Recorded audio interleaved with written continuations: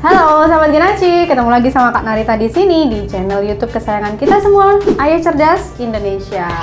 Sahabat Genaci, hari ini Kak Narita akan bahas sesuatu yang unik dan mungkin kita jarang memikirkan, tapi kayak oh iya ya, kenapa ya gitu ya.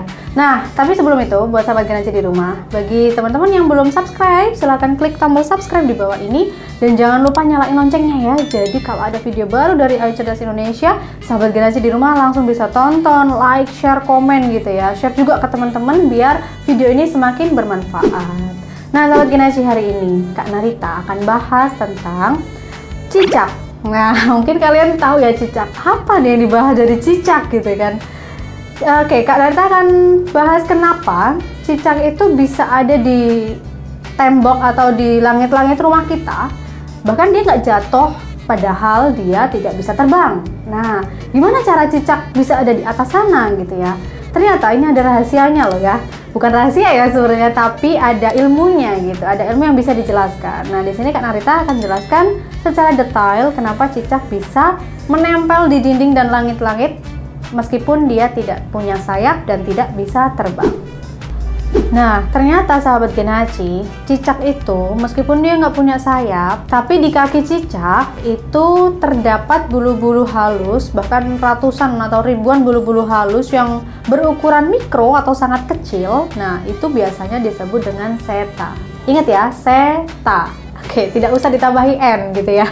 Seta. Nah, ini adalah bulu-bulu halus yang berukuran mikro ini yang membantu cicak sehingga dia bisa menempel di dinding, bahkan di kaca juga dia bisa nempel. Nah, kelompok peneliti menemukan bahwa ada sekitar 500.000 bulu halus yang ada di kaki cicak. Nah, biasanya bulu-bulu halus ini berukuran sangat kecil, yaitu sekitar 30 sampai 130 mikrometer. Bukan meter, bukan sentimeter ya sahabat Genaci, tapi mikrometer. Nah, bisa dibayangkan ya betapa kecil dan halusnya bulu-bulu itu, bahkan kita kalau dengan mata telanjang kita tidak akan bisa lihat. Nah, tebal dari bulu ini pun hanya 1/10 dari ketebalan rambut manusia. Sahabat Genaci tahu sendiri ya, rambut kita ini kan tebalnya hanya seberapa sih, tapi ini masih 1/10-nya lagi. Jadi memang sangat tipis, halus, dan ini yang bahkan bisa membantu cicak untuk mencari mangsa sampai ke atas sana gitu.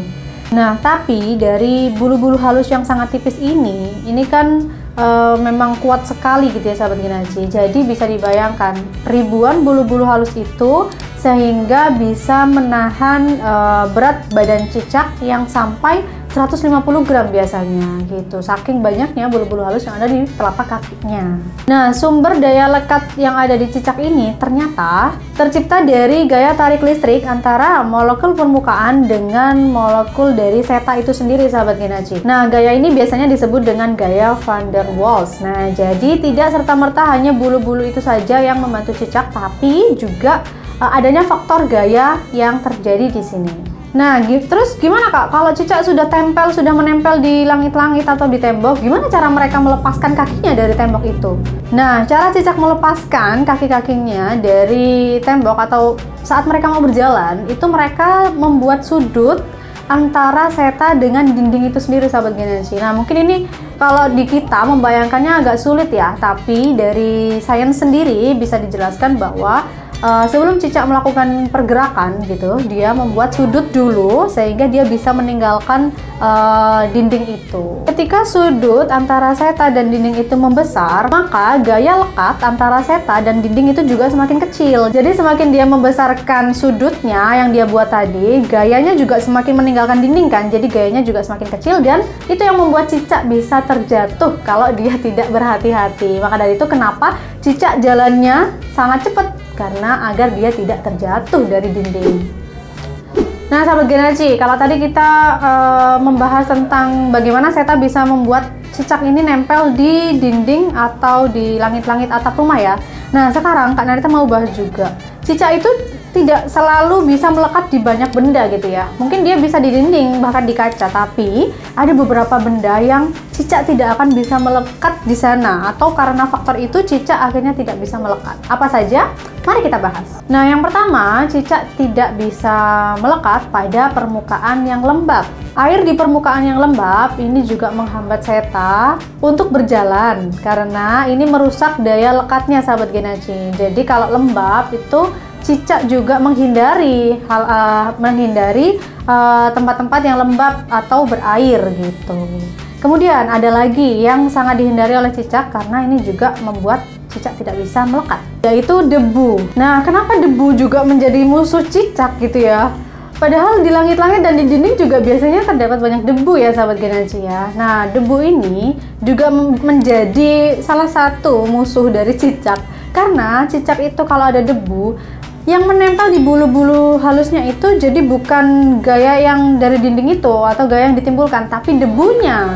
Jadi debu itu menutupi gaya lekat cicak sehingga dia tidak bisa nempel di dinding, sahabat Genaci. Kemudian faktor lain atau benda lain yang tidak disukai cicak gitu ya, yaitu adalah minyak dan bahan yang lunak. Nah, kenapa? Karena seperti yang tadi ya, kalau air juga cicak tidak bisa menempel dan tidak bisa bertahan lama di situ.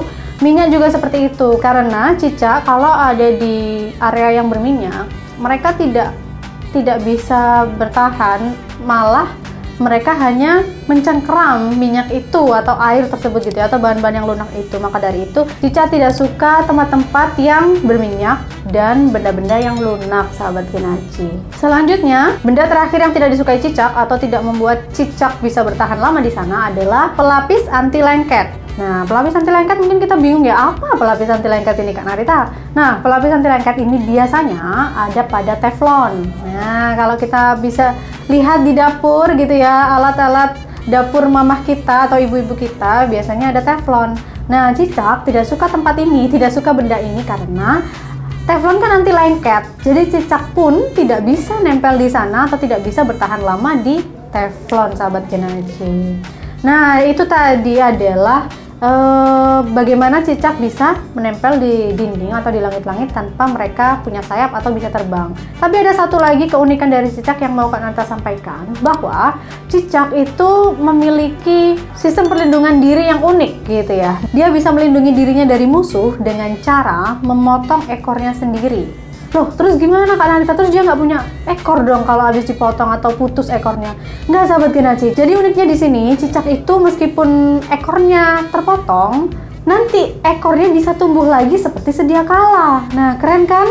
Jadi ini salah satu cara cicak untuk mengelabuhi mangsanya atau musuh yang akan membunuh cicak itu sendiri. Gitu, sahabat Genaci. Nah, hari ini kita sudah bahas cicak, kita dapat satu ilmu baru lagi dan semoga ilmunya bermanfaat. Dan demikian video yang bisa Kak Narita sampaikan hari ini. Kita ketemu lagi di video-video selanjutnya. Bye bye.